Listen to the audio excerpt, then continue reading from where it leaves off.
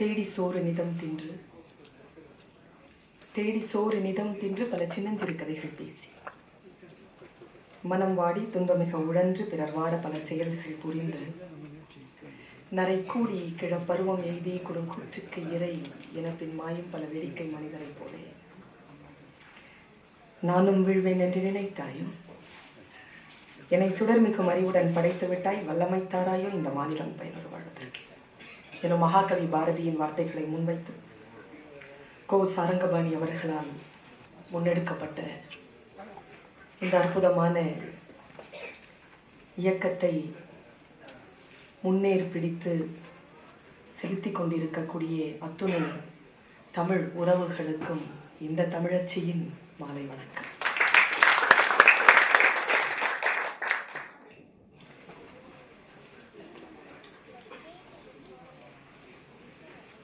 அருமை தமிழியல் ஆய்வாளர் திருச்செல்வம் அவர்கள் இங்கே பேசிக் கொண்டிருக்கின்ற பொழுது ஒரு தலைமுறைக்கான கோபத்தை நான் உணர்ந்தேன். நம்முடைய சமூகத்திற்கு நாம் எதை விட்டு செல்ல போகிறோம் என்கின்ற தவிப்பு அவரிடத்தில் கூடியபடி இருந்தது. அந்த ரௌத்ர குரலை உள்வாங்கியபடி நான் அமர்ந்திருந்தேன். தமிழ் பேசி நீங்கள் போதை ஏற்றாதீர்கள், தமிழர்களுக்கு பாதை காட்டுங்கள் என்று சொன்ன இந்த சொல் தமிழகத்திலும் ஒலிக்க வேண்டும் என்று நான் நினைக்கிறேன். ஏனென்றால் விற்பனையாகக்கூடிய மேடை பேச்சாளர்களுக்கும் அரசியல்வாதிகளுக்கும் விற்பனையாகக்கூடிய பொருண்மைகளில் ஒன்றாக தமிழ் திகழ்ந்து கொண்டிருக்கிறது. தமிழை பற்றி பேசினால் கைத்தட்டுவார்கள், தமிழை பற்றி பேசினால் ஓட்டு போடுவார்கள் என்றுதான் தமிழ் பேசப்படுகிறதே தவிர தமிழர்களுக்கு தமிழர்களுக்கான அடையாளத்தை அவர்கள் வரைக்கும் கொண்டு செலுத்துவதற்கான களங்கள் இன்னும் விரிவாக்கப்பட வேண்டும் என்கின்ற ஒரு ஆழமான நோக்கத்தோடு பேசக்கூடியவர்களை பார்த்தால் பாசம் வருகிறது.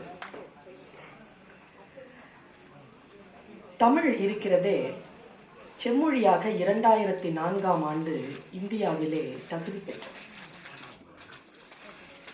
செம்மொழி என்கின்ற தகுதி ஒரு மொழிக்கு வர வேண்டும் என்றால் அந்த மொழி 1000 ஆண்டுகள் பேசப்பட்டிருக்க வேண்டும் என்று அந்த அமெண்ட்மெண்ட், அந்த சட்டம் சொல்கிறது. அப்படி பார்த்தால் இன்னும் 1000 ஆண்டுகளுக்கு முன்னாலேயே அல்லது இன்னும் ஒரு 4000 ஆண்டுகளுக்கு முன்னாலேயே தமிழுக்கு செம்மொழி என்கின்ற அந்தஸ்து வந்து சேர்ந்துவிட்டது. உலக அளவிலே செம்மொழி தகுதி பெற்ற மொழிகள் என்று சொன்னால் முன்னால் நிற்கக்கூடிய மொழிகளை 7 மொழிகள்: ஹீப்ரு, லத்தீன், கிரேக்கம், சீனம், அராபியம், சமஸ்கிருதம், தமிழ். இந்த மொழிகளில் இன்றைக்கும் சீரிழமை திறம்பியந்து செயல் மறந்து வாழ்த்தக்கூடிய நிலையில் கடைகோடி தமிழனாலும் கடைகோடி மனிதனாலும் பேசப்பட்டு கொண்டிருக்கும் மொழி தமிழ் மட்டும்தான். முழுமையாக பேசப்பட்டு கொண்டிருக்கும் மொழி தமிழ் மட்டும்தான். தமிழுக்கு நிறைய தகுதிப்பாடுகள் உண்டு.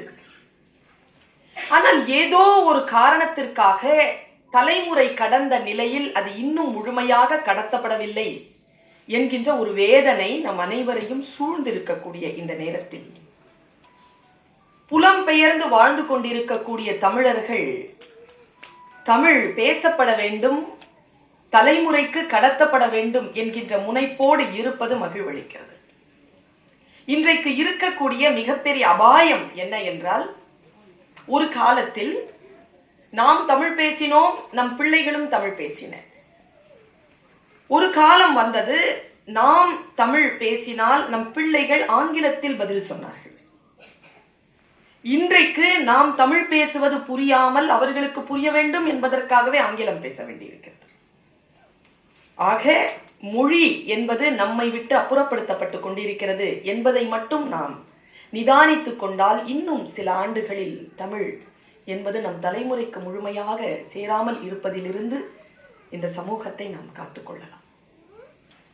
தமிழ் சிந்தனைகளை மட்டும்தான் நான் இந்த மேடையில் முன்னெடுக்க வந்திருக்கிறேன். மிக ஆழமான சிந்தனை உடையது தமிழ் மொழி. நான் எல்லா மேடைகளிலும் சொல்லுவது வழக்கம். யாம் அறிந்த மொழிகளிலே என்கின்ற ஏகாரத்தின் பின்னால் பாரதியின் மொழி அறிவு இருந்தது. இந்த ஏகாரம் இருக்கல்ல, அது ரொம்ப திமிர் பிடிச்ச ஒரு குறி, ரொம்ப திமிர் பிடிச்ச குறி. அது ஏன் நீங்க அந்த கல்யாணத்துக்கு வரலையா? எனக்கு அவன் பத்திரிக்கையே வைக்கல, எனக்கே வைக்கல. அந்த ஏகாரம் என்பது திமிர், முன்னால் மற்றவர்களை விட ஆணவத்திற்கான ஒரு குறியீடு தான் ஏகாரம். அந்த குறியீட்டில் பாரதி சொன்னார், யாம் அறிந்த மொழிகளிலே தமிழ் மொழி போல் என்று சொன்னார். யாம் அறிந்த புலவரிலே வள்ளுவனை போல், இளங்கோவை போல், கம்பனை போல் யாங்கனமே பிறந்ததில்லை, உண்மை வெறும் புகழ்ச்சி இல்லை என்று பேசினார். அப்படி பேசுவதற்கு அந்த ஏகாரத்திற்கு பின்னால் அவனுடைய இலக்கிய அறிவு, அவனுடைய மொழி அறிவு இருந்தது.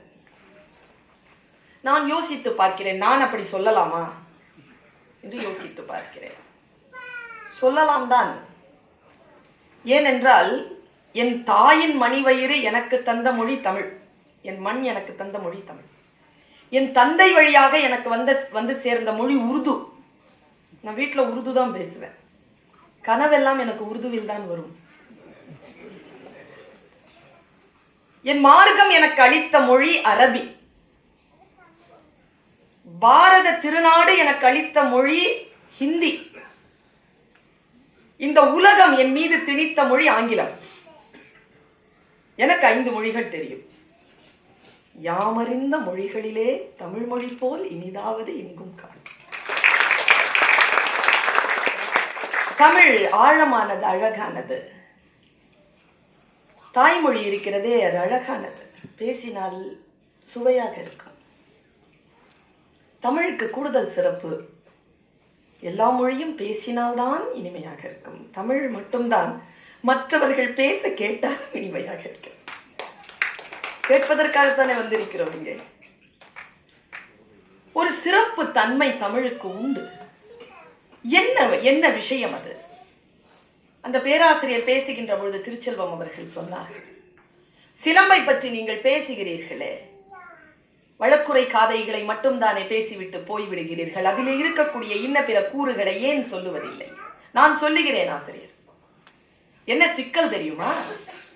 நம் மக்களின் மீது எந்த பிரச்சனையும் கிடையாது, சொல்லக்கூடியவர்கள் சரியாக இல்லை என்பதுதான்.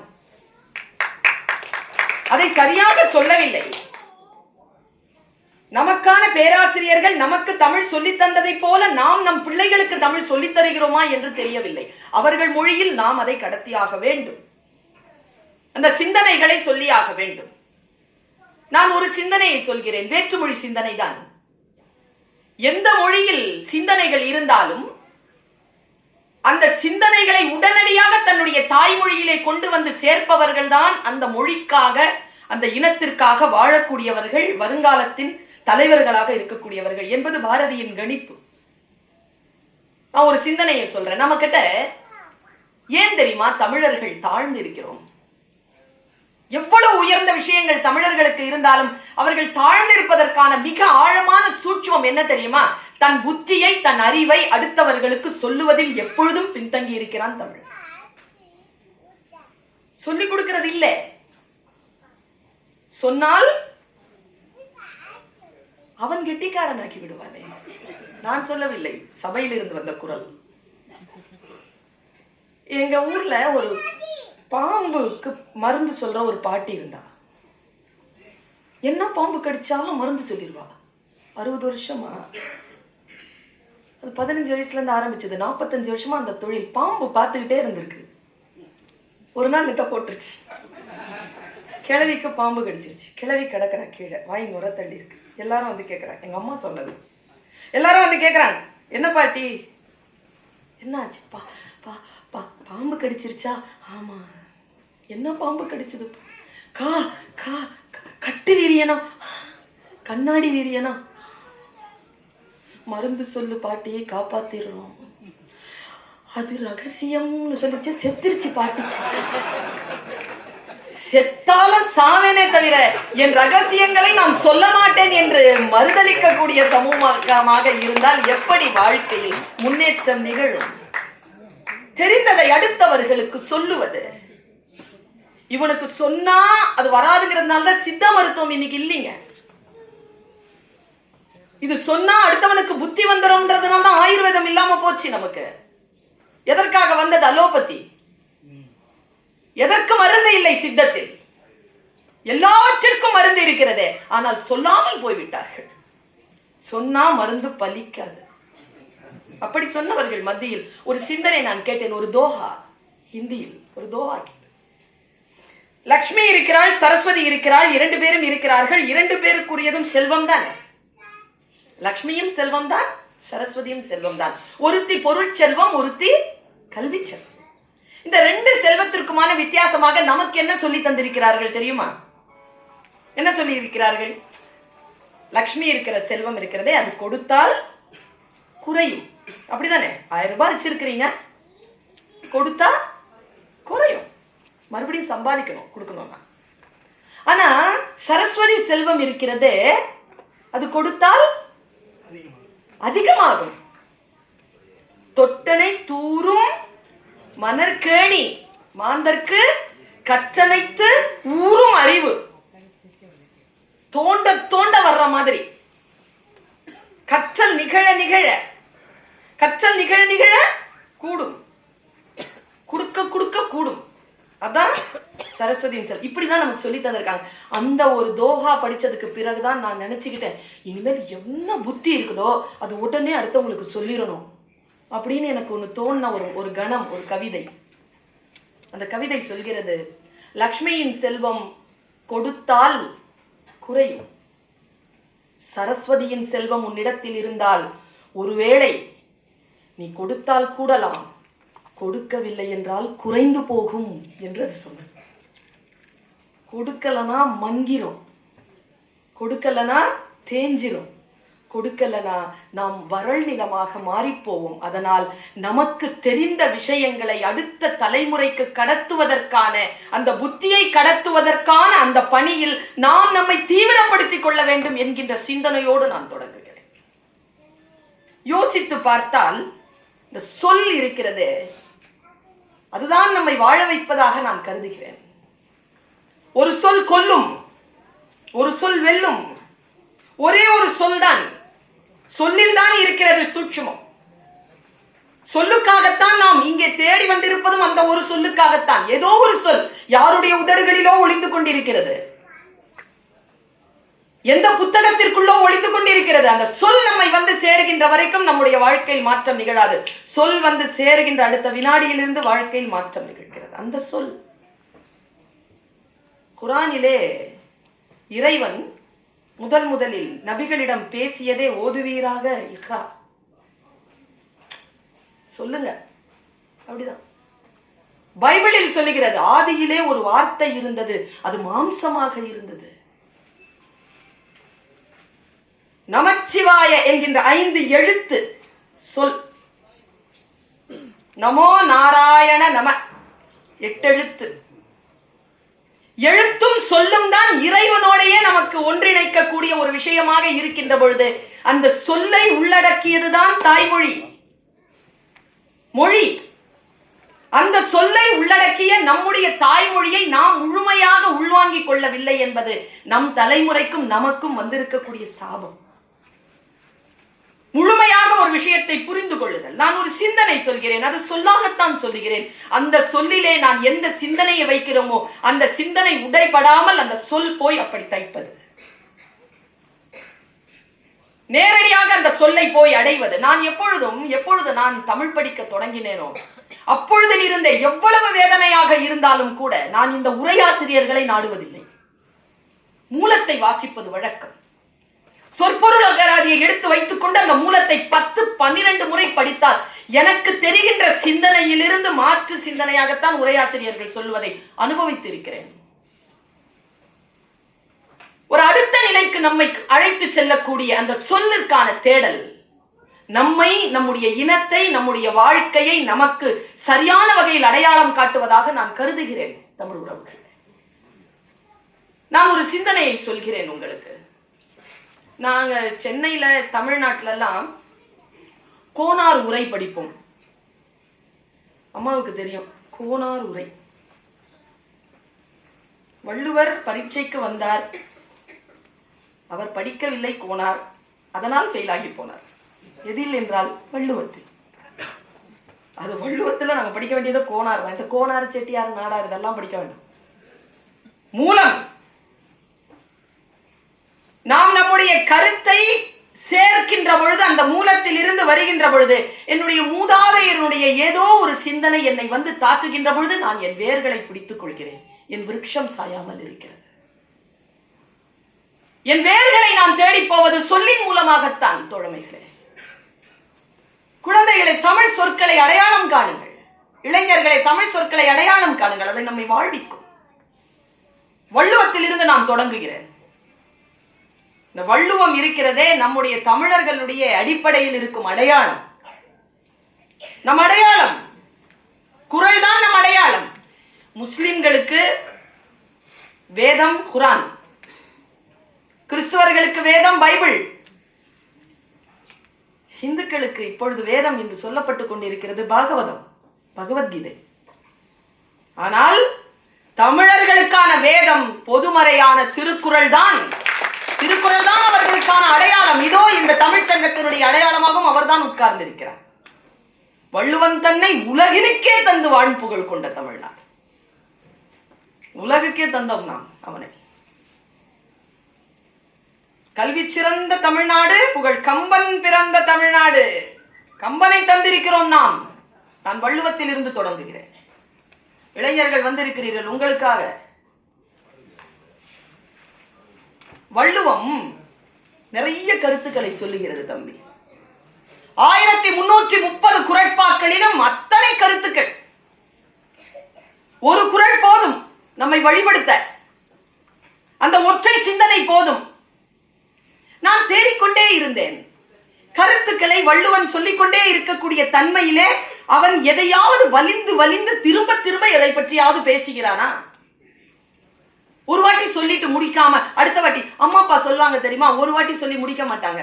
இன்னொரு நாளும் சொல்லுவாங்க, அடுத்த நாளும் சொல்லுவாங்க, அதுக்கு அடுத்த நாளும் சொல்லுவாங்க. சொல்லிக்கிட்டே இருப்பாங்க. ஒரே விஷயமா தான் இருக்கும். அந்த கவலை எங்கேயாவது வள்ளுவனுக்கு இருக்கிறதா என்று நான் தேடினேன். அந்த கவலையோடு வள்ளுவன் சொன்ன ஒரு உறவு இளைஞர்களுக்கு சொல்லுகிறேன்.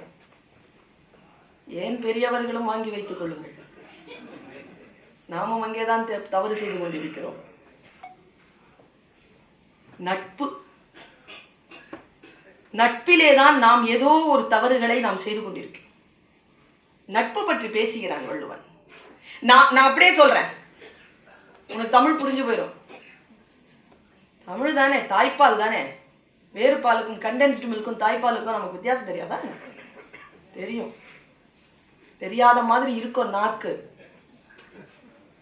சரியா கொண்டு வந்து நிறுத்தணும்னா அடையாளம் கண்டுபிடிச்சிடும். நாடாது நட்டலின் கேடில்லை. நாடாது நட்டலின் கேடில்லை. நட்ட பின் வீடில்லை நட்பாள்பவருக்கு.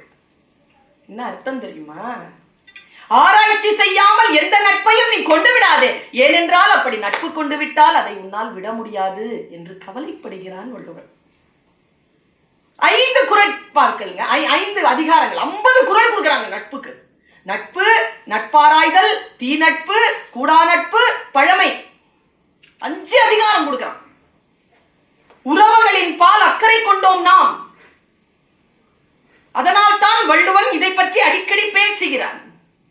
நான் வள்ளுவனுடைய சிந்தனைகளை அப்படி தூவிட்டு அடுத்த இலக்கியத்துக்கு போறேன். எனக்கு நேரம் குறைவுதான். சில பெரியவங்க இருக்காங்க, புத்திசாலிகள் இருக்கிறார்கள். உடை மாற்றும் தேவதைகள் என்று சொல்லி நான் ஒரு கவிதை வாசித்தேன். இப்ப மேடையில் நடிக்கக்கூடியவர்களை, பேசக்கூடியவர்களை எல்லாம் நீங்கள் அங்கிருந்து இறங்கி போனதற்கு பிறகு அவர்களுடைய வாழ்க்கை முறையில் அவர்கள் எப்படி இருக்கிறார்கள் என்று பார்க்க வேண்டும். வாழ்க்கைக்கும் வார்த்தைக்கும் இடைவெளி இல்லாமல் வாழக்கூடியவர்கள் மிகச் சிலர் தான். வார்த்தைக்கும் வாழ்க்கைக்கும் இடையிலே வித்தியாசம் இல்லாமல் வாழ வேண்டும். அப்படி வாழ்ந்தால் நீ யார் என்று பேசுகிறான் வள்ளுவன். அதுவும் முக்கியமாக படித்தவர்களை பார்த்து பேசுகிறான். படிக்காதவர்களை பார்த்து அல்ல, படித்தவர்களை பார்த்து வள்ளுவன் பேசுகிறான். ஓதி, ரொம்ப பிடிக்கும் எனக்கு குரல், நடுங்கி போயிருவேன் அந்த குரலை படிச்சேன். பெற்ற தாயானை சொல்கிறேன், ஒவ்வொரு முறை வாசிக்கின்ற பொழுது உடலிலே குலையிலே நடுக்கம் வரும் எனக்கு. ஏனென்றால் குழந்தைகளை சந்திக்கக்கூடிய ஆசிரிய பணியில் இருக்கக்கூடியவள் நான்.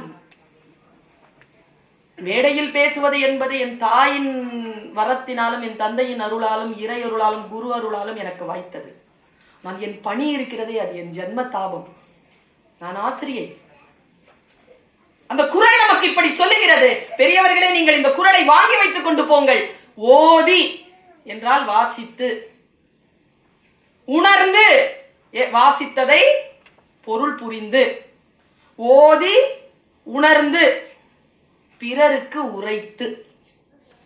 நீ எதையெல்லாம் வாசித்தாயோ அதை உணர்ந்து அடுத்தவர்களுக்கும் அதை சொல்லிக் கொடுத்து. என்ன வார்த்தை பாருங்க, நடுங்கிறோம், காலில் இருந்து நிலம் ஒழிவிடும். ஓதி உணர்ந்து பிறருக்கு உரைத்து தான் அடங்கா பேதையில் பேதையர் இல். நீ படிச்ச, உணர்ந்துட்ட என்ன படிச்சன்னு, அடுத்தவங்களுக்கும் சொல்லிட்ட. நீ மட்டும் அதன்படி நடக்கலனா உன்னை விட பைத்தியத்திலையும் பைத்தியம் வேற யாரும் கிடையாதுன்ட்டான். ஓதி உணர்ந்தும் பிறருக்கு உரைத்தும் தான் அடங்கா பேதையிற் பேதையர் இல் என்கிறார் வள்ளுவர். என்ன ஆழமான சுய தரிசனம் இது. இதுதான் தமிழ். தமிழ் நம்மை சுய தரிசனம் செய்ய வைக்கிறது. இன்னொரு குறள் இருந்தது பெரியோர்கள். நான் அப்படியே தெளித்து கொண்டுதான் போகிறேன். ஆழமாக பேசுவதற்கு நிறைய விஷயம் இருந்தாலும் எனக்கு ஒரு குறள்ல ஒரு சின்ன சந்தேகம். நான் உங்களுக்கு இன்னைக்கு சொல்றேன், உங்களுக்கு புரியுதான்னு பாருங்க. தன்னெஞ்சறிவது பொய்யற்க, அப்புறம் பொய்த்த பின் தன்னெஞ்சே. என்ன அர்த்தங்க? தன் நெஞ்சு தெரிய பொய் சொல்லாத. பொய் சொல்லிட்டா உன் நெஞ்சே உன்னை சுட்டு கொன்னுடும், புசிக்கணும். சரி, அப்போ ஒரு கேள்வி இருக்கு, இளைஞர்களுடைய கேள்வி. அப்போ தன் நெஞ்சு அறியாமல் பொய் சொல்லலாமா? வருது தானே? தன்னெஞ்சு அறிவது பொய்யற்க, பொய்த்த பின் தன்னெஞ்சே தன்னை சுடும் என்றால் என்ன அர்த்தம்? உன்னுடைய நெஞ்சறிய நீ பொய் சொல்லாதே. பொய் சொல்லிவிட்டால் உன் நெஞ்சமே உன்னை சுட்டு கொன்றுவிடும். அதுக்கு அது அல்ல அர்த்தம். என்ன அர்த்தம் தெரியுமா? நெஞ்சிற்கான இயல்பு என்ன தெரியுமா பெரியோர்களே? அதனுடைய இயல்பே அறிவதுதான். நீ என்ன செஞ்சாலும் அதுக்கு தெரியும். அதுக்கு தெரியாம நீ ஒன்னும் செய்ய முடியாது. தன் நெஞ்சு அறிவது தள்ளி வச்சிரு. பொய்யற்க தனியானையது. ஃபர்ஸ்ட் இருக்கிறது ஸ்டேட்மெண்ட், அடுத்து இருக்கிறது ஆர்டர். தன் நெஞ்சு அறிவது பொய்யற்க, ஒருவேளை பொய்த்து விட்டால் அறிந்த அந்த நெஞ்சு உன்னை சுட்டு கொன்று விடும் என்று பேசுகிறான் வள்ளுவன். வள்ளுவனில் இருக்கக்கூடிய கேள்விகள் அவனுக்கான. எனக்கு ரொம்ப வள்ளுவனை ஏன் தெரியுமா பிடிக்கும்? எனக்கு பெரியவங்க புத்தி சொன்னா பிடிக்காதுங்க. உங்களுக்கு பிடிக்குமா என்னன்னு தெரியாது, பிடிக்கவே பிடிக்காது. வாசல்ல நிக்காத, ஏன் நின்னா பரு வரும். ஏன் குர்கா நிக்கிறானே அவனுக்கு வராதா? கொஸ்டின் தானேங்க. எனக்கு கேள்வி வருது. வீட்டிற்கு ஒரு மரம் வளர்ப்போம், வீடு கொடு, வளர்க்குறேன். கந்தையானாலும் கசக்கி கட்டு, காயும் வரைக்கும் எதை கட்ட. கொஸ்டின் இருக்குல்ல, சொன்னா அதபடி நடந்துக்க முடியுமா? மருந்து சாப்பிடும்போது குரங்க நினைக்காத, எப்படி நினைக்காம இருக்க முடியும்? சொல்லிட்டல நீதான், எப்படி நினைக்காம இருக்கிறது? இப்படிப்பட்ட அறிவுரைகள் எல்லாம் எரிச்சலா இருக்கும் எனக்கு. அதையெல்லாம் மீறியதனால் தான் வளர்ந்து நிற்கிறேன். போவாதனா போவேன், நான் செய்யாதனா செய்வேன். கார்த்திக் இருக்கிறாரா என்று தெரியவில்லை. சுட்டபின் நெருப்பென்றும் தொட்டபின் பாம்பென்றும் பட்டபின் அறிவதே என் பழக்கம். வள்ளுவனை ஏன் தெரியுமா எனக்கு பிடிக்கிறது? இப்பொழுது இல்லை, 8-9 வயது இருக்கும் நான் வள்ளுவனை வாசிக்க தொடங்கி. நான் மனப்பாடம் செய்வதற்காக வள்ளுவனை வாசித்ததே கிடையாது. ஏன்னா மனப்பாடம் பண்ணா கூட 2 மார்க் தான் போடுவான் தமிழ் வாத்தி. 40 குறளை மனப்பாடம் பண்ண வச்சு அதுல 2 மார்க்குக்கு 3 குறளை கேட்டு அதில் ஏதாவது 2 குறளை சொல்லு அப்படிம்பாங்க. அதுக்காகலாம் வாசித்தவள் இல்லை நான். வள்ளுவனை பிடிக்கும். ஏன் தெரியுமா? பெரியவர்கள் தவறு செய்யக்கூடாது. பெரியவர்கள் தவறு செய்தால் பெருமாள் செஞ்ச மாதிரி. நீங்க வேற. பெரியவன் தப்பு செய்தால் பெருமாள் செஞ்ச. கேள்விகளுக்கு பதில் சொல்லணுங்க. ஏன் பிரசாதத்தை இதுக்கு முன்னால சாப்பிடாத, பூஜைக்கு முன்னால பிரசாதத்தை சாப்பிடாத? ஏன்? என் கேசிகன் வந்திருந்தான். கேசிகனிடத்தில் சொன்னேன் நான், முகந்து பார்க்காதே பூவை விளக்குக்கு வைக்க வேண்டும் என்றால் அப்பா. அவன் முகந்து பார்த்தான். இன்றைக்கு நீ கோழிக்கறி சாப்பிட்டு இருக்கிறாய், அதனால் சாமிக்கு வைக்கிறது முகந்து பார்க்காதே என்றான் அப்பா. ஆனால் அவன் நல்லவன். ஏன் என்று கேட்கவே இல்லை. நான் கெட்டவள், கேட்டிருப்பேன் நான், என் தகப்பன் சொல்லியிருந்தான். ஏன்? ஏன்னா அப்படி செஞ்சா என்ன ஆகும்? சாமி கண்ணை குத்திரும். ஒரு பையன் சொன்னா குத்தாது. அவன் எடுத்து அப்பதான் கொழுக்கட்டை சாப்பிட்டு இருக்கான் ஏற்கனவே. அவன் சொல்லிட்டான், ஏற்கனவே ஒன்று சாப்பிட்டேன்ட்டான், பிரசாதத்தை சாப்பிடக்கூடாது. ஏன் சாப்பிட? சாமி கண்ணை குத்தி குத்தாதுமான்ட்டான். டெஃபினட்டா சொல்றான் அவன் குத்தாதுன்னு. அவன் தான் சாப்பிட்டுருக்கான் ஏற்கனவே ஒன்று எடுத்து. விளக்கம் சொல்ல வேண்டும் பெரியவர்கள். வள்ளுவன் விளக்கம் சொல்லுகிறான். எனக்கு இதை செய்யாதே என்று சொல்லுகிறான். செய்தால் இது வரும். அப்படி புத்தியான தகப்பனுக்கு, அப்படி புத்தியான தாத்தனுக்கு நாம் அடங்கித்தானே நடப்போம். யாகாவராயும் நாகாக்க. கார்த்திக் சார் இதை கேட்கணும் மறுபடியும். யாகாவராயினும் எவ்வளா இருக்கட நீ நாகாக்க. காவாக்கா சோகாப்பர் சொல்லிழுக்குப்பட்டு. நீ எந்த சொல்லை சொல்லுகிறாயோ அந்த சொல்லால் உனக்கு இழுக்கு வரும். நாக்கை காத்துக்கொள். ஏன்? உண்டற்க கல்லை உனில் உண்க. சான்றோரால் மதிக்கப்பட வேண்டாம். சான்றோரால் நீ மதிக்கப்பட வேண்டாமா? குடிச்சுக்கோ. குடிக்காத என்கிறான். குடிச்சா சான்றோரால் மதிக்கப்பட மாட்டேன். ஒன்றை அறிவுரையை சொல்லி அந்த அறிவுரை செய்யவில்லை என்றால் என்ன நடக்கும் என்பதனையும் சொன்னவன். எனக்கு ரொம்ப பிடித்தமான அவனுடைய வரி. எனக்கு ரொம்ப கோபம் வரும். பிறகுதான் தெரிந்து கொண்டேன், கோபப்படக்கூடாது, ரௌத்ரம் பட வேண்டும். சினம் வேறு ரௌத்ரம் வேறு என்று சொல்லிக் கொடுத்தான் வள்ளுவன். தன்னைத்தான் காக்கின் சினம் காக்க, காவாக்கால் தன்னையே கொல்லும் சினம். இதை உள்வாங்கிக் கொண்டு ஒரு சுவரொட்டி விளம்பரத்தை பார்த்தேன். பிள்ளைகளுக்கு புரிந்து கொள்ள வேண்டும், முக்கியமா இளைஞர்களுக்கு புரிந்து கொள்ள வேண்டும் என்பதற்காக சொல்கிறேன். பெண்களுக்கும் நான். கோபம் என்பது என்ன தெரியுமா? சினம், கோபம். வள்ளுவன் சொன்னானே, சினம் என்னும் சேர்ந்தாரை கொல்லி இனம் என்னும் ஏமாப்புனையிற்றும். சுற்றத்தாரை சேர்த்து சுட்டுடா, கொன்னுடா. இப்படிதான் சொல்லிக்கொண்டு இன்னொரு சிந்தனையை பார்த்தேன். அதுவும் தமிழ் சிந்தனை தானே. எழுதியிருக்கிறார், வண்டி ஓட்டிட்டு போயிட்டே இருக்கிற சுவர்ல. கோபம் என்பது சொல் தானே. நம்மை ஆக்ஞை அப்படி திறக்குது இல்ல. கோபம் என்பது, நான் இப்ப இதை சொல்லிட்டேன்னா அடுத்த முறை நீ கோபப்பட மாட்டேன். கோபம் என்பது அடுத்தவர்கள் செய்யும் தவறுக்கு நமக்கு நாமே கொடுத்து கொள்ளும் தண்டனை. என்ன சொல்லுங்க எப்பா. கோபம் தான் உனக்கு பிபி வரும், கிட்னி ஃபெயிலியர் ஆகும், 3 நாள் நீ தூங்காம இருப்ப, முகம் அசிங்கமாகும். ரொம்ப கோபம் தான். டக்குன்னு போய் கண்ணாடி முன்னாடி நின்று பாருங்களேன், 3 நாள் ஜுரம் வந்துடும் அந்த முகத்தை பார்த்து. கோபம் அடுத்தவர்கள் செய்யும் தவறுக்கு நமக்கு நாமே கொடுத்து கொள்ளும் தண்டனை. அதான் வள்ளுவன் சொன்னான், தன்னைத்தான் காக்கின் சினம் காக்க, காவாக்கால் தன்னையே கொள்ளும் சினம். முடிஞ்சு போச்சா? நம்மை சுத்திகரிக்கக்கூடிய வாழ்க்கை, நம்மை சரி செய்யக்கூடிய வாழ்க்கைக்கு வள்ளுவன் இப்படி தூவிக்கொண்டே போகிறான். அறம், பொருள், இன்பம். தொல்காப்பியரை பற்றி சொன்னீர்களே, தமிழன் தலை நிமிர்ந்து நிற்பதற்கு நிறைய காரணங்கள் உண்டு. உலகத்தில் மொழிக்கு 2 இலக்கணம் தான். ஒன்று சொல், இன்னொன்று எழுத்து. 2 இலக்கணம் தான். மொழி நமக்கு வாழ்க்கை, அதனால் பொருள் இலக்கணம். அகம்புறம் என்கின்ற வாழ்க்கை, அதனால் நமக்கு பொருள் இலக்கம் தந்துவிட்டு போனார்கள். ஆனா இன்னைக்கு வறட்சி இருக்கிறது. ஐயா ஆசிரியருக்கு சொல்கிறேன், தமிழ்நாட்டில் கூட வளர்ச்சி இருக்கிறது. நான் இங்கே பதிவு செய்வதற்காகவே சொல்கிறேன், இலக்கணம் சொல்லி தருவதற்கு இன்றைக்கு ஆட்கள் குறைந்து போனார்கள். அவர் விளையாட்டா சொன்னார், 2ஆம் கிளாஸ் குழந்தை 5 வருஷம் படிச்சவங்கள எழுத்து பிழை பாக்குதுன்னு. உண்மையா? நாம் இலக்கணங்களை விட்டுவிட்டோம். நான் இங்கேயும் சொல்லுகிறேன், அவ்வளவு பிரமாதமாக பாடுகிறீர்கள். கொஞ்சம் உச்சரிப்பில் கவனம் இருந்தால் நீங்கள் உச்சத்தை தொடலாம். மனம் இருந்தால் பறவை கூட்டில் மான்கள் வாழலாம். வழி இருந்தால் கடுகுக்குள்ளே மலையை காணலாம். என்ன சொல்லு, கடுகுக்குள்ள மலையா, பறவைக்குள்ள மானா? மலையை மழை என்று உச்சரித்தால் முடிஞ்சது கதை. கொஞ்சம் சிரமப்படணும். தமிழ் அப்படித்தான், நாக்க போட்டு அப்படி விளையாடும் தமிழ். அதனால் தான் சொன்னேன், அடுத்தவர்கள் பாடினாலும் பேசினாலும் இன்பம் தருகிறது நமக்கு.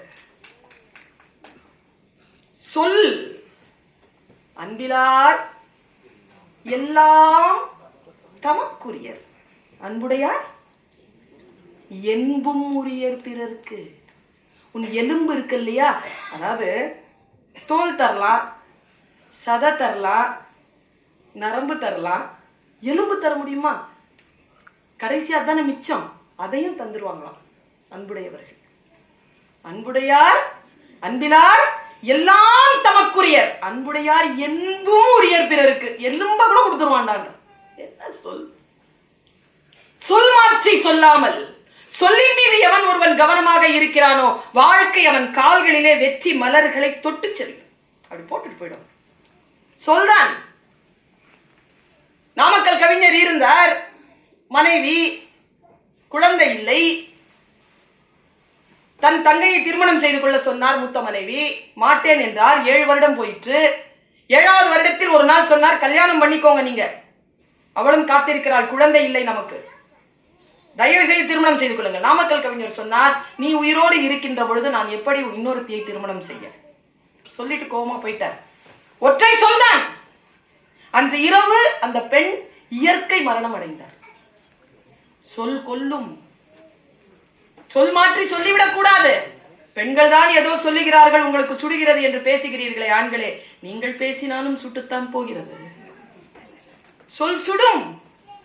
ஒற்றை சொல்லில் குடும்பத்தை தூக்கி நிறுத்தலாம், ஒற்றை சொல்லில் ஒன்றும் இல்லாமல் செய்யலாம். சொல் சொல் வலிமையானது. பாடகர்களிடத்திலும் பேச்சாளர்களிடத்திலும் சொல் வன்மை இருந்தால் அவர்கள் உச்சத்தை கொடுப்பார். சொல்லை புரிந்து கொண்டு. MS அம்மா பாடுறது பாட்டு பார்த்திருக்கீங்களா? குறையொன்றும் இல்லைன்னு அந்த அம்மா பேசும்போது சொர்க்கத்து வாசல்ல நிற்கும். உண்மையா பெருமாளுக்கு முன்னால் நிற்கும். திரையின் பின் இருக்கிறாய் கேசவா, திரையின் பின் நின்றாலும் குறையொன்றும் இல்லை என்று சொல்லுகின்ற பொழுது அவன் அங்கதான் நிற்கிறான். அவள் கண்களை மூடி இருக்கிறாள். அவனுக்கு கிருஷ்ணன் அவளுக்கு பாதங்களை காட்டிக்கொண்டுதான் இருக்கிறான் என்று தோன்றும் எனக்கு அவள் வாசிக்கின்ற பொழுது. நாவிலிருந்து உணர்விலிருந்து தமிழை வாசித்து பாருங்கள். தமிழ் உங்களுக்கு சகல வல்லமையும் தரும். நான் உணர்ந்து சொல்கிறேன். நான் கம்பராமாயணத்தை ஆழாழமாக வாசிக்கின்றவள். திருமூலத்தையும் தேவார திருவாசகங்களையும் நான் ஆழாழமாக வாசித்து நான் மகிழ்கிறேன். பைபிளை வாசிக்கிறேன், தமிழிலே குரானை வாசிக்கிறேன். என்ன சொற்களுங்க அதெல்லாம்! தமிழ் நமக்கு தருகிறது இந்த சொற்கள் என்பதற்காக சொல்லுகிறேன். நான் சிற்றிலக்கியங்களை வாசிக்கிறேன். நான் இன்றைக்கு இலக்கியம் பேசணும் தான் வந்திருக்கிறேன், வேற எதுவும் பேசல. நான் இலக்கியம் என்பது ஐயா சொன்னாலும் சொல்லலனாலும் போதையாது. சீதை நடையழகும் ஸ்ரீராமன் தோழழகும் போதை நிறைந்தது என்று சொல்லி என்னை போட்டான் மது குடத்தில் அள்ளி. கண்ணதாசன். கம்பராமாயணத்தை பேசுகின்ற பொழுது அவன் இப்படித்தான் பேசுகிறான். காலம் எனும் ஆழியிலும் காற்று மழை ஊழியிலும் சாகாத கம்பன் அவன் பாட்டு, அவன் தலைமுறைக்கு எழுதி வைத்த சீட்டு. கள்ளிருக்கும் கூந்தலினாள் உள்ளிருப்பாய் என்று சொல்லி பள்ளமிடும் ராகவனின் அம்பு அது பாடலல்ல, உண்மை என்று நம்பு. வாசித்து வாசித்து கண்ணதாசன் சொன்னது. கம்பனை வாசித்து 10,000 கவிதைகளை முத்தாக அள்ளித்தந்த சத்தான கம்பனுக்கு ஈடு இன்னும் வித்தாகவில்லை என்று பாடு. கம்பனை வாசிக்கிறேன். எனக்கு வாழ்வியலில் ஏதோ ஒன்று கிடைக்கிறது. ஏதோ மனதிலே ஏதோ யாரோ சாவி போடுகிறார்கள், திறக்காத கதவுகள் திறக்கின்றன, ஞான வெளி தெரிகிறது. ஏதோ சில விஷயங்கள் உள்ளே வந்து இருக்கின்ற பொழுது, உள்ளே நிறைகின்ற பொழுது, சொற்களால் நிறைந்து வழிகின்ற பொழுது பொருள் புரிய தொடங்குகிறது. பொருள் புரிய தொடங்குகின்ற பொழுது, அடுத்தவர்களுக்கு சொல்ல வேண்டும் என்கின்ற நினைவு வருகின்ற பொழுது பேரின்ப நிலை சகஸ்ரஹாரத்தில் வந்து தட்டுகிறது.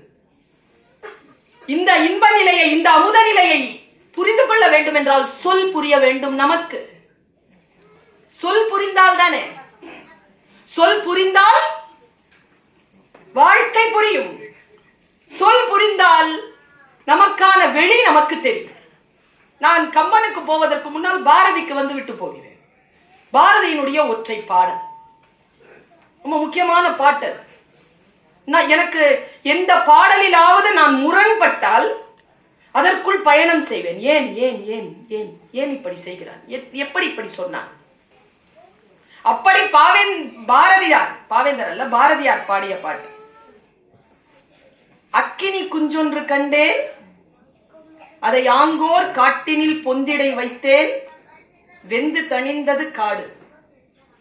நான் யோசிச்சு பார்க்கிறேன், காட்டை அழிக்க முடியுமா? காட்டுல போய் நெருப்ப போட முடியுமா? காடு அழிஞ்சது. பாரதி ஆடுறான் டான்ஸ். பாட்டுல அதான், அக்கினி குஞ்சொன்று கண்டேன், அதை ஆங்கோர் காட்டினில் பொந்திடை வைத்தேன், வெந்து தணிந்தது காடு தழல், வீரத்தில் குஞ்சென்று மூப்பென்றும் உண்டோ, தத்தரிகிட தத்தரிகிட தித்தோம், தத்தரிகிட தத்தரிகிட தித்தோம். எப்படி காட்டை அழிக்கலாமா? காட்டுல போய் நெருப்ப வைப்பானா கவிஞன்? அதான சொல்றான், அக்கினி குஞ்சொன்று கண்டேன், அதை ஆங்கோர் காட்டினில் பொந்திடை வைத்து வெந்து தணிந்தது காடு. அதல்ல பொருள். காக்கை குருவி எங்கள் ஜாதி, நீள் கடலும் மலையும் எங்கள் கூட்டம், நோக்கும் திசையெல்லாம் நாமன்றி வேறில்லை, நோக்க நோக்க களியாட்டம். இப்படி பாடியவன் எப்படி நெருப்பு வைப்பான்? நீள் கடலும் மலையும் எங்கள் கூட்டம். இங்க எப்படின்னு தெரியலங்க, தமிழ்நாட்டுல ஜாதி வெறி இப்ப இந்தியா முழுக்க பரவு. தொண்டு செய்யும் அடிமை உனக்கு சுதந்திர நினைவோடா, பண்டு கண்டதுண்டோ அதற்கு பாத்திரமாவாயோ, சாதி சண்டை போச்சோ உங்கள் சமய சண்டை போச்சோ, நீதி சொல்ல வந்தாய், கண்முன் நிற்கும் அது போடா. பாரதி இப்படி பாடியவன் அக்கினி குஞ்சை போய் மரத்துல வைப்பானா? ஒண்ணும் இல்லைங்க. ஏற்கனவே ஒரு புரிதல் இருக்கிறது நினைத்துக் கொள்ளுங்கள் சகோதரரே. அது எப்படி தெரியுமா? அடர்ந்த காடு, புதர், சிந்தனை என்கின்ற தெளிவை, சிந்தனை என்பது ஐந்திரத்தில் ஐயா நெருப்பு. சிந்தனை நீர் அல்ல, சிந்தனை மண் அல்ல, சிந்தனை வெளி அல்ல, சிந்தனை நெருப்பு. அதனால் தான் சொன்னான், ஏற்கனவே உன்னுடைய புதராக புரியாமல் அடர்ந்து கிடக்கக்கூடிய உன்னுடைய சிந்தனையிலே அந்த வெளிச்சமான சிந்தனை என்கின்ற ஒரு நெருப்பு வந்து படுகின்ற பொழுது, ஏற்கனவே இருக்கக்கூடிய உன்னுடைய அறியாமை என்கின்ற அந்த காடு அழிந்து வெட்ட வெளி தெரிகிறது. வெட்ட வெளி தெரிகின்ற பொழுது ஞானம் புரிந்து போகிறது. சிதம்பர ரகசியமே அதானே. இப்படி திறந்து இப்படி மூடிடுறாங்க, வெளிதானே. வெளி புரியணும்னா அக்கினி வரணும். அக்கினி சாம்பலாக்கனா தான் வெளி, இல்லைன்னா புதர் தான், முள் தான். அதிலிருந்து நம்மை நாமே காப்பாற்றிக் கொள்வதற்காக சொல் நம்மை வந்து சேர்கிறது. அந்த சொல் தமிழ் தருகிறது. என்ன தெரியுமா, ரொம்ப கொடுத்து வச்சவங்க நாமெல்லாம் தமிழர்களை பிறந்துட்டோங்க. நான் ஒண்ணு சொல்றேன், காமாட்சி அம்மாட்ட பேசிட்டு இருந்தேன். அம்மா சொன்னாங்க, இந்தியர்கள் இல்லை நாம், இதற்கு மேலும் தமிழர்கள். இந்த அடையாளத்தை வலுப்படுத்துங்கள் இந்த மலேசிய திருநாட்டில். அப்பொழுதுதான் நம் தலைமுறைக்கான நன்மை நமக்கு முழுமையாக வந்து சேரும். இல்லைன்னா கோட்டால அடிச்சுட்டு போயிடுவாங்க. முழுக்க கிடைக்கணும் என்றால் ஒன்றுபட்டு நில்லுங்கள். யாராக இருந்தாலும் சரி, எந்த ஜாதிக்காரனாக இருந்தாலும் சரி, தமிழர்களாக ஒன்றுபட்டு நில்லுங்கள். ஒன்றுபட்டு நிற்கின்ற பொழுதுதான் நம்முடைய வலிமை இந்த உலகத்திற்கு நாம் சொல்ல முடியும் என்கின்ற அத்தியாவசியத்தில் இருக்கின்ற பொழுது சொல்லுகிறேன், மொழிதான் நமக்கான அடையாளம். சொல்றான் பாருங்க, தமிழ் சிந்தனையில் தமிழ் சான்றோன் கணியன் பூங்குன்றன் சொல்லிவிட்டு போனது, தீதும் நன்றும் பிறர் தர வாரா. முடிஞ்சது. மற்றவங்களால் வராது, பிறர் தர வராது. வாரா என்பது இருகெட்ட எதிர்மறை பெயரச்சம். வாராது, வராது. அல்ல, எதிர்மறை பெயரச்சம் அல்ல. வாரா வாரானா வாரா, நடத்தா நின்றான் தான் நடத்தி நின்றான். பன்மை நிலை வராது. யோசித்து பார்க்கிறேன். அடுத்தது சொல்றாங்க, ஒன்னொன்னும் சொல்றாங்க. அந்த பாட்டு தயவு செஞ்சு உங்கள் வீடுகள்ல நல்லா டைப் பண்ணி பெருசா நம்ம பிள்ளைகள் வாசிக்கிற மாதிரி எழுதி போடுங்க. இது போடுங்க போதும். கனியன் பூங்குன்றனுடைய இந்த பாட்டு அப்படியே வருதுங்க பாட்டு. அடுத்த அடுத்த அடுத்த அடுத்த வரிகள்ல வந்து ஏங்க வாழ்க்கைன்றது ரொம்ப இனிமையானது இல்ல, சாவது புதிதன்று. செத்து போறதெல்லாம் புதுசு கிடையாது. எப்படிங்க அரபி நாட்டுல தலையில ஒருத்தன் அந்த இது வச்சுக்கிட்டு குல்லா வச்சுக்கிட்டு அந்த இது போட்டுட்டு இருக்கிறான். நான் கேட்டேன் என்னது இதுன்னு. அவன் சொல்றான் அவன் செத்தா போத்துறதுக்கான துணியா அது அவன் தலையிலேயே கட்டி வச்சிருக்கான். யாராவது தப்பு செஞ்சா இழுத்து அடிக்கிறதுக்கு அந்த சாட்டை. நான் சொன்னேன் அவன் தப்பு செஞ்சா அவனையும் அடிச்சுப்பானான்னு கேட்டேன். அது கூட வாய்ப்பு இருக்குன்னாங்க. ஆனா யாரும் செய்யறது இல்லை.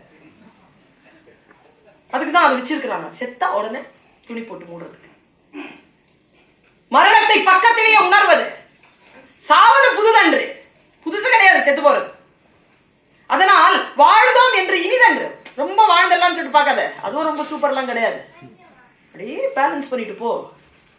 இப்படி சொல்றாங்க. அவன் கடைசியா முடிக்கின்ற பொழுது ரெண்டு பாயிண்ட்டுங்க, ரெண்டே விஷயம். தலையில் அடிப்பது போல் சொல்லிவிட்டு போனான். ரெண்டே விஷயம்.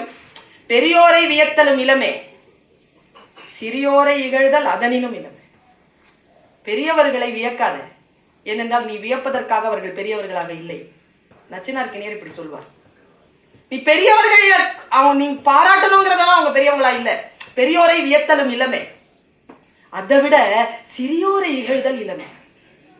அதை விட பெரியவர்களையாவது வியந்து விடலாம், சிறியவர்களை நீ அதை விட கெட்ட வார்த்தையில எதுவும் சொல்லிடாத, இகழ்ந்துடாத. இப்படி சொல்கிறது அந்த பாட்டு. நான் யோசிக்கிறேன், நாம் எதில் பின்தங்கி இருக்கிறோம் என்று அவர் திரும்ப திரும்ப சொல்கிறார். நான் இப்படி யோசிக்கிறேன் ஆசிரியர், அது சரியா என்று பாருங்கள். நம் பெருமை நமக்கு தெரியாமல் இருப்பதுதான். நம் பெருமை நமக்கு தெரியல. குழந்தைகளுக்காக சொல்கிறேன், கொண்டாடுங்கள் குழந்தைகளை. உங்களிடம் எது இருக்கிறதோ அதை கொண்டாடுங்கள்.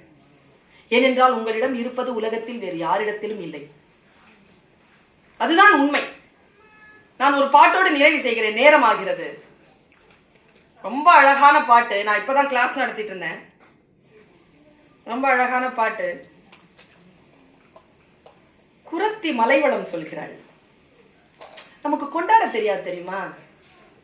சில பேர் கொண்டாடி பேசுவாங்க.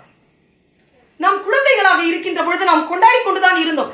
நான் யோசிச்சு பாருங்க, நமக்கு பல் தீட்டுறதுக்கு ஒரு புது பிரஷ் வாங்கி கொடுத்தாலே எவ்வளவு கொண்டாடணும் சின்ன வயசுல. இப்ப குழந்தைகளை நீங்க மகிழ்ச்சி படுத்திருங்க பாப்போம். ரெண்டே சொல்லல முடிச்சிடறாங்க வாழ்க்கை. நீங்க என்ன வேணா வாங்கி கொடுங்க அவனுக்கு. ஐபாட், ஐபேட், 4C, 5S, 6+, என்ன வாங்கி கொடுங்க. So what? Why not? இவ்வளவுதான். சப்புன்னு போயிடும் நமக்கு. நாம உயிரை கொடுத்து வாங்கிட்டு வந்திருப்போம். அது முகத்துல ஒரு சின்ன சிரிப்பை பாக்குறதுக்கு. What mama, this okay? Okay. I have some work. I'll meet you after 20 minutes. Hey, எனக்கு கிடைக்கலையே, நான் ஏங்கினே. ஏங்கினா எங்க அம்மா அப்பாவை பார்த்துட்டு இருக்கிறேனே.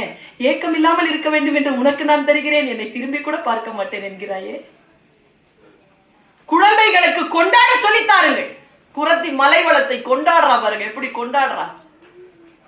எதையும் ஒரு நிலையிலே அடுத்த நிலையிலே எடுத்து பேசுவது இறைவனுக்கு ரொம்ப பிடிக்கும். எது தெரியுமா? இறைவனை புகழ்வது இறைவனுக்கு பிடிக்கும், ரொம்ப பிடிக்குங்க இறைவனுக்கு. இறைவனை புகழணும், அது இறைவனுக்கு ரொம்ப பிடிக்கும். அது வழிபாடுன்னு பேரு. நாம் நிறைய பிச்சை தான் எடுக்கிறோம். வேட்கை எங்க? இறை வேட்கை தானே. வழிபாடு எங்க நடத்துறோம்? எல்லாம் எங்க பால்ராவாயன் தான் சொன்னாரு. எல்லாமே வெளியில கோயில்லையும் மஸ்ஜித்லையும் ஏன் பிச்சைக்காரங்க வெளியில நிக்கிறாங்க? உள்ள ஓவர் கிரௌடா, அதனால அவங்க வெளியில நிக்கிறாங்க. உள்ள வழிபாடு யாரும் நிகழ்த்துவதில்லை. எல்லாம் அவன் வளம் சொல்றா பாருங்க, குரத்தி வளம் சொல்லுகிறாய். அவங்க ஊர்ல குரங்குங்க, குரங்கு எப்படி சொல்ற பாருங்க. தமிழ் அப்படிதாங்க, பாராட்டும், மனம் திறந்து பாராட்டும். எங்க ஐயா கிருபானந்த வாரியார் பாராட்டினது மாதிரி. உங்களுக்கு தெரியும் தானே, கிருபானந்த வாரியார் ஐயா பாராட்டினது. முருகப்பெருமானாரின் தந்தையார் யார்? ஒருத்தன் வந்து சிவாஜின்னு சொன்னாங்க. அவனுக்கு பரிசு கொடுத்தாங்க. அப்போ திட்டினாங்க கூட இருந்தவங்க. அதான் நடிப்பு ஆட்கள் பேரெல்லாம் சொல்றதுக்கு சாமி வந்து பிரைஸ் கொடுக்குறாரு. போடா, குழந்தை என்ன மரியாதை தெரிஞ்ச குழந்தை தெரியுமா? பாருங்களேன், காந்தியை காந்தின்னா சொல்றோம், காந்திஜின்னு சொல்றது இல்லை. நேருவை நேருன்னா சொல்றோம், நேருஜியே சொல்றது இல்லை. அப்படி லார்ட் சிவாவை சிவான்னு சொல்லாம சிவாஜின்னு சொன்னாம, அதுக்குதான் அவனுக்கு பாராட்ட கத்துக்கணும். இருக்கிறத பாராட்டுறது இருக்குல்ல, இருக்கிறத வியந்து பாரு. குரங்க பாராட்டுறா பாருங்க. ஆண் குரங்கு இருக்குல்ல, அது பெண் குரங்கு கிட்ட போய் பழத்தை கொடுத்து கொஞ்சுதான். குரங்குனா புடுங்கி தானே சாப்பிடும், அங்க புடுங்கல, கொஞ்சுதான். அது அசால்ட்டா வாங்கி சாப்பிடுது. எது? அந்த குரங்கு அசால்ட்டா வாங்கி சாப்பிட்ட உடனே கீழெல்லாம் சிந்துது. கவனம் இல்லாம சாப்பிடுது, ரொம்ப திமிர்ல செல்லத்துல. கீழே சிந்துது இல்ல, சிந்துற அந்த அந்த பழுது இருக்குல்ல, சிந்துற அந்த கோது, அந்த கோது எனக்கு தாயன் எனக்கு தாயன்னு வானத்துல இருந்து தேவர்கள் வந்து கியூல நிக்கிறாங்களாம். இப்படி பாடுறாங்க. வானரங்கள் கனி கொடுத்து மந்தியோடு கொஞ்சும், மந்தி சிந்தும் கனிகளுக்கு வான்கவிகள் கெஞ்சும். காணவர்கள் விழி எறிந்து வானவரை அழைப்பர், ககன சித்தர் வந்து வந்து காய சித்தி உழைப்பர். தேனருவி திரை எழும்பி வானின் வழி ஒழுகும், செங்கதிரோன் பரிக்காலும் தேர்க்காலும் வழுகும். கூணலிளம் பிறை முடித்த வேணி அலங்காரர், திரிகூட மலை எங்கள் மலை என்று பாடுகிறார். என்ன அழகுங்க! காணவர்கள்ல அப்படி பாப்பானுங்களாம். உடனே சித்தர்கள் ஓடி வந்து அவன் பார்வைக்கு பயந்து காய சித்தியை விளைச்சிட்டு போவாங்க.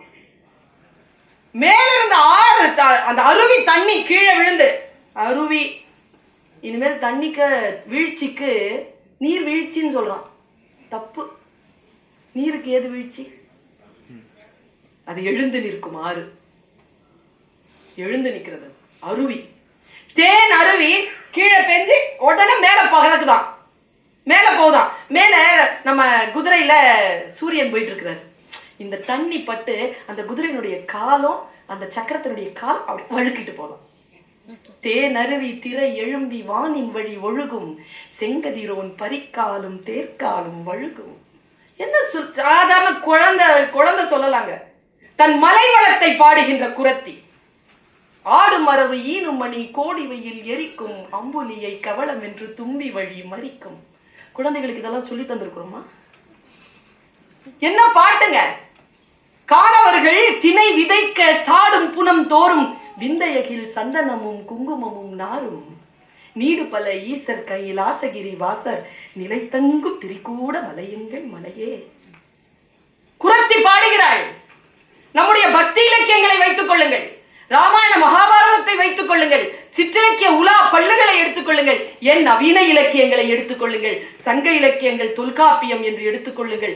எல்லா விஷயங்களிலும், எல்லா இலக்கியங்களிலும் நமக்கான வாழ்வியலுக்கான சுவையை சாராக கொட்டி கொட்டி கொடுத்திருக்கிறார்கள். 2 அகப்பாட்டுகளை சொல்லி முடிக்கிறேன்.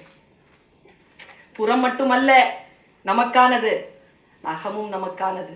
அகத்தை தேடி நாம் வேறு எங்கேயும் செல்ல வேண்டிய அவசியம் இல்லை. கொட்டி கிடக்கிறது இன்பம். தமிழ் இலக்கியங்களில் கொட்டி கிடக்கிறது இன்பம். குழந்தை மொழி வேண்டுமா, பெண்மொழி வேண்டுமா? இலக்கியத்திற்குள் போங்கள், புரிந்து போகும் பெண்மொழியும் குழந்தை மொழியும். காதலன் ஒருவன் வந்தான், சொன்னான் காதலியிடத்தில், நான் உன்னை விட்டு பிரிய போகிறேன், வந்து விடுவேன், போய் வரட்டுமா? என்ன பதில் சொல்வீங்க? மகனேன்னு எப்படி சொல்ல முடியும் புருஷனை? நகைச்சுவைக்கு சென்று வா மகனே எல்லாம் சொல்ல முடியாது. ஒரு சின்ன அழுத்தமான ஏதேனும் ஒரு அன்பு சொல்லப்பட வேண்டுமாங்க. இதை விட உருக்கமா, இதை விட அழகா, இதை விட அன்பினுடைய டென்ஸ் அடர்த்தியா இதை விட சொல்லவே முடியாதுங்க. செல்லாமை உண்டேல் எனக்கு உரை. பக்கத்துல காதலன் சொல்கிறான், நான் போயிட்டு சீக்கிரம் வந்துடுறேன். இப்போ மாதிரி செல்போன், ஃபேஸ்புக், வாட்ஸ்அப் எதுவும் இல்லை. போனவன் தான். யோசித்து பார்க்கிறாள். அவ சொல்றா,